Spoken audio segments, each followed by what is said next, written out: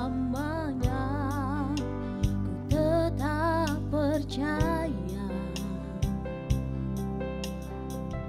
Ku yakin Tuhan memberkati,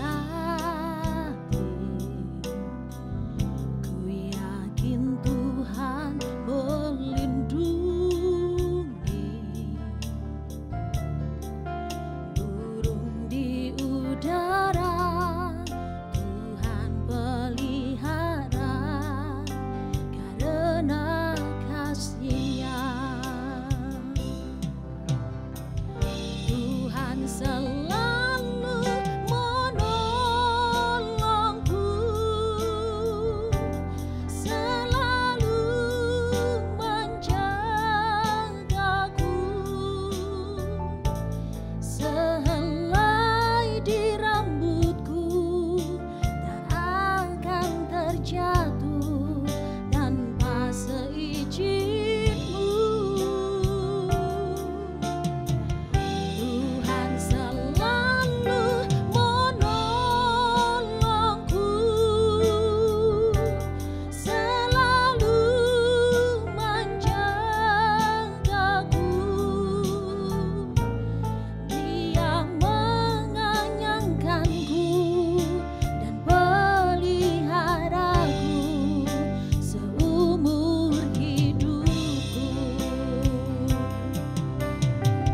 Tuhan selalu menolongku, selalu menjagaku.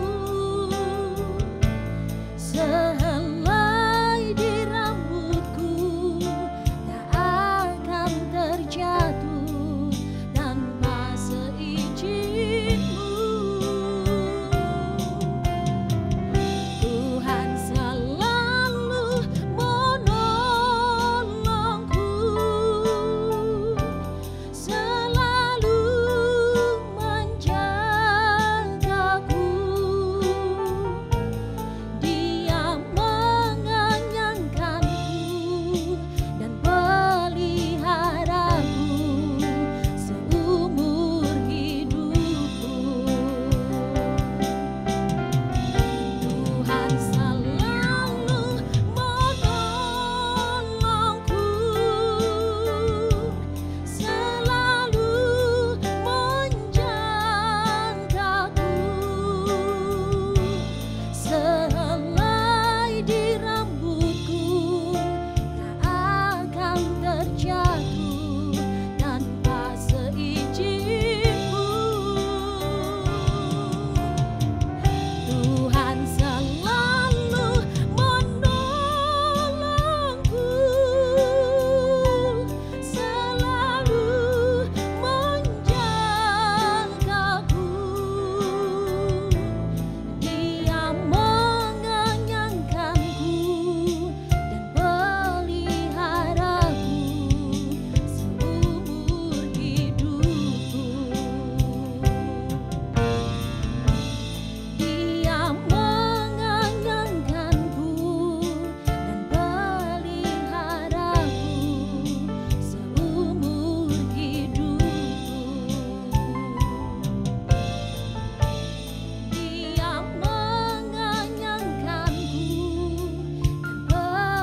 Dia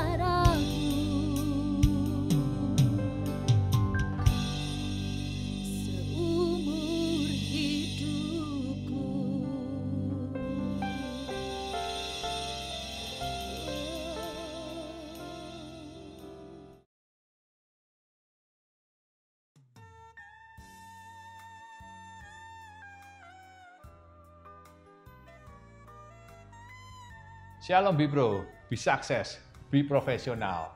Apa kabar teman-teman? Terus semangat ya dalam perlindungan Tuhan.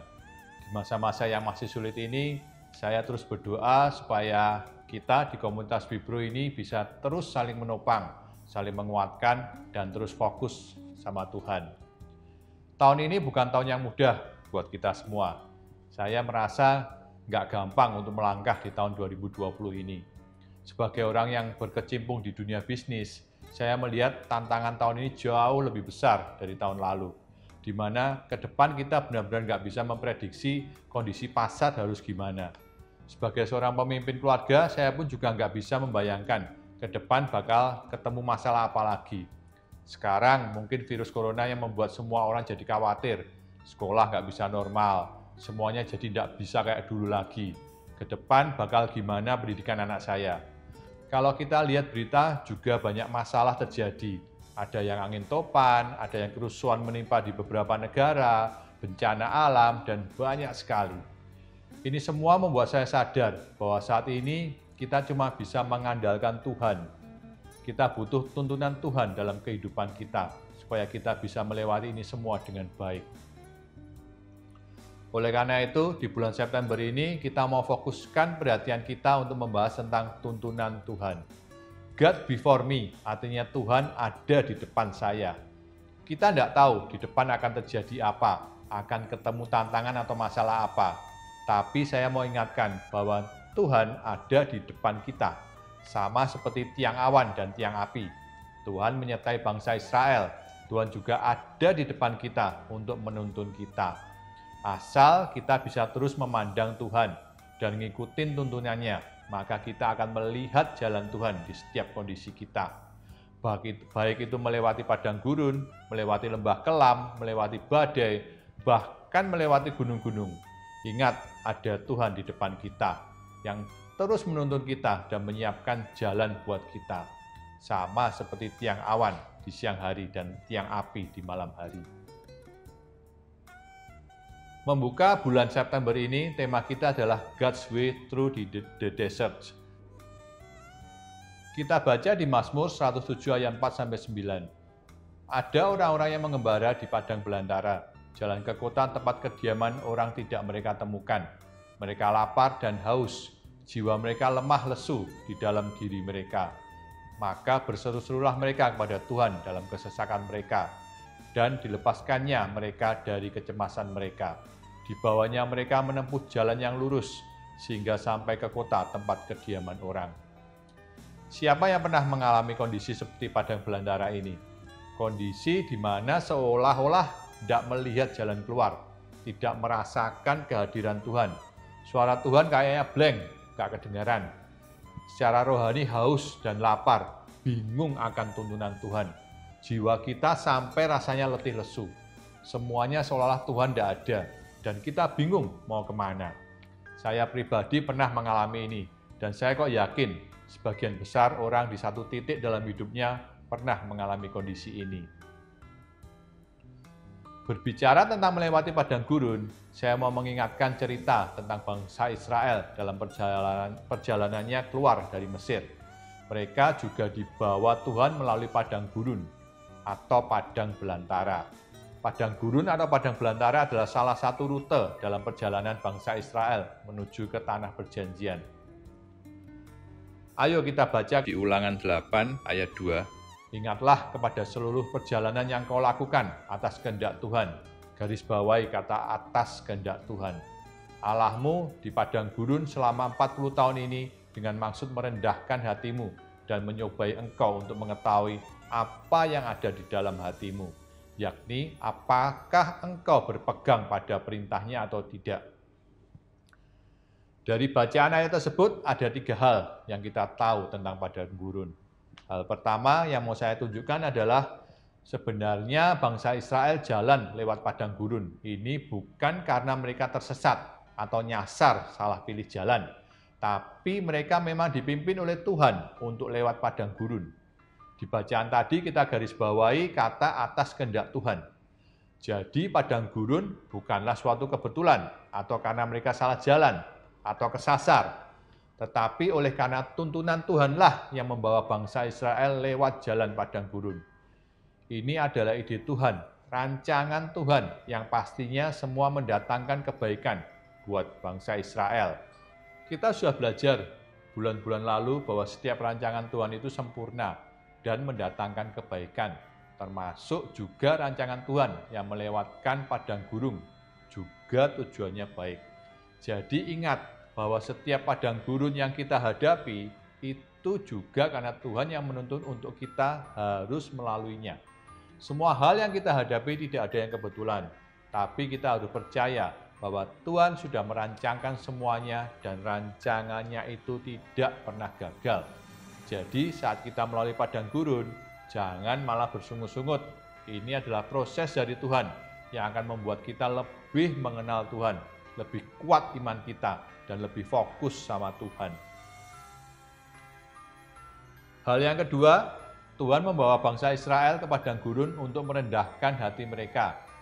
Kita baca lagi tadi di Ulangan 8 ayat 3. Jadi ia merendahkan hatimu, membiarkan engkau lapar, dan memberi engkau makan mana yang tidak kau kenal, untuk membuat engkau mengerti bahwa manusia hidup bukan dari roti saja, tetapi manusia hidup dari segala yang diucapkan Tuhan.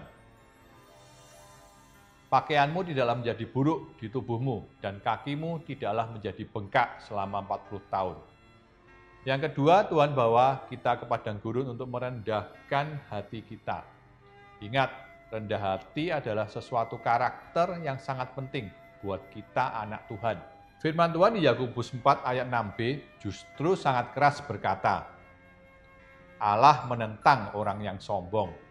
Jadi ingat, saat kita dibawa ke padang gurun, memang Tuhan seolah-olah melucuti semua yang kita punya, kemampuan kita, hikmat kita, kekuatan kita, semuanya dilucuti sama Tuhan. Sampai akhirnya kita hanya bisa berharap dan bergantung sama Tuhan. Di padang gurun, kemampuan dan kekuatan kita nol. Tetapi di padang gurun sebenarnya adalah displei kuasa Tuhan yang luar biasa. Bayangkan, sampai dikatakan pakaiannya tidak rusak, padahal dipakai selama 40 tahun. Kena panas, terus kan pasti badan kita kalau 40 tahun mungkin berubah. Tapi ibaratnya baju yang dipakai itu tidak usang, tidak rusak. Bahkan mungkin ikut bertumbuh sesuai badan mereka. Luar biasa sekali. Tuhan tuh memelihara sampai segitunya buat mereka. Dan ini mujizat loh, baju saya aja yang dicuci bolak-balik, ya paling beberapa tahun sudah usang, sobek, atau mungkin sesek. Tapi ini enggak. Buat saya melihat mujizat pemeliharaan Tuhan di sini. Saat bangsa Israel di padang gurun, emas dan uang tidak bisa memelihara mereka. Enggak ada gunanya. Tetapi justru di padang gurun bangsa Israel dipaksa untuk bergantung hidupnya sama Tuhan, sama firman Tuhan, sama mukjizat pemeliharaan Tuhan. Sama halnya kita saat di padang gurun. Kita bisa merasakan punya uang bukan segalanya, punya kepandaian dan kemampuan bukan segalanya. Hanya Tuhanlah yang sanggup membuat kita hidup terpelihara. Hanya Tuhan saja yang layak untuk kita tinggikan dan kita harapkan. Semuanya karena Tuhan saja. Hal yang ketiga, Tuhan membawa bangsa Israel melalui padang gurun adalah untuk menguji ketaatan kita. Di Ulangan 8 ayat 2 bagian akhir, bisa kita baca, saat kita tidak tahu arah kemana, saat Tuhan seolah-olah diam, itu saat kita belajar taat sama firman Tuhan. Kita sering melihat orang yang lagi bingung, bisnis menurun mau cari usaha apa ya, berdoa kok Tuhan kayaknya diam, padahal jalan di depan kayaknya buntu, jiwanya sudah lelah putus asa, dan malah mungkin cari alternatif jalan yang salah, cari advice sana-sini, cari wangsit lewat hal-hal lain, atau mungkin malah stres dan diam di tempat. Itu adalah kondisi padang gurun. Tapi sebagai anak Tuhan, justru saat kita di padang gurun, itu adalah saatnya kita mulai belajar taat dan mempraktekkan firman Tuhan. Firman Tuhan ini lengkap. Tuntunan Tuhan dalam menghadapi setiap keadaan di Alkitab sangat lengkap sekali. Mulai dari dikejar masalah, dipepet sama kebutuhan, menemui jalan buntu, kondisi kebutuhan yang sulit dipenuhi, semuanya ada tuntunan Tuhan melalui Alkitab kita. Jadi ingat, saat kita bingung, gak tahu harus ngapain, ayo kembali ke firman Tuhan, baca Alkitab, perkatakan firman-Nya, dan lakukan firman Tuhan itu. Teruslah tetap setia, karena iman kita sedang diuji. Percaya semua ada waktunya. Jika kita taat pada firman Tuhan dan terus melangkah menurut firman Tuhan, maka Tuhan pasti menuntun kita. Yang membuat bangsa Israel kok lama, yang seharusnya 11 hari perjalanannya di padang gurun sampai butuh waktu 40 tahun, adalah karena mereka banyak mengeluh, bersungut-sungut, bahkan sampai meragukan kekuatan Tuhan. Melalui padang gurun, bangsa Israel mengalami proses yang berat. Pengenalan mereka akan Tuhan diperdalam, ketaatan mereka diuji dan diproses. Dan pada akhirnya mereka juga bertumbuh, meskipun melalui proses yang sangat lama. Ingat, meskipun Tuhan seolah diam, iman kita seolah kering, tapi itu bukan berarti Tuhan itu tertidur. Saat Israel melalui padang gurun, tiang awan dan tiang api itu tidak pernah hilang. Terus ada di depan mereka untuk menuntun jalan mereka. Kita pun juga harus sadar, mungkin hati kita seolah sepi, nggak kerasa tuntunan Tuhan. Mungkin iman kita lagi down, mungkin telinga kita seolah nggak dengar suara Tuhan. Tapi Tuhan sesungguhnya ada di depan kita. Terus baca firman Tuhan dan terus taat melangkah dengan iman. Nanti pasti kita bisa lolos melewatinya dengan kemenangan. Jadi, apa yang harus kita lakukan saat kita melalui padang gurun? Kembali ke ayat utama kita. Di Mazmur 107 ayat 6, maka berseru-serulah mereka kepada Tuhan dalam kesesakan mereka, dan dilepaskannya mereka dari kecemasan mereka. Saat jiwa kita lemah, lesu, lapar, dan haus akan Tuhan, akan tuntunan Tuhan, firman Tuhan berkata, kita harus berseru-seru sama Tuhan. Justru saat kita melalui padang gurun, saat jiwa kita lemah, harus terus berseru-seru sama Tuhan. Bukan bingung cari tuntunan lain atau alternatif lain. Bukan malah meragukan kuasa Tuhan. Tapi tetaplah berseru-seru meskipun Tuhan seolah-olah diam. Ingat, God before us. Tuhan ada di depan kita. Terus cari Tuhan, terus berdoa. Ini waktunya kita fokus sama Tuhan. Ingat, hidup Kristen kita bukan karena perasaan kita. Bukan karena mood kita, tetapi karena iman kita. Ayo bangkit, jangan tenggelam pada perasaan kita. Tetap cari Tuhan, tetap taat dan setia pada firman-Nya. Ingat, God before us. Tuhan ada di depan kita. Amin. Tuhan Yesus memberkati.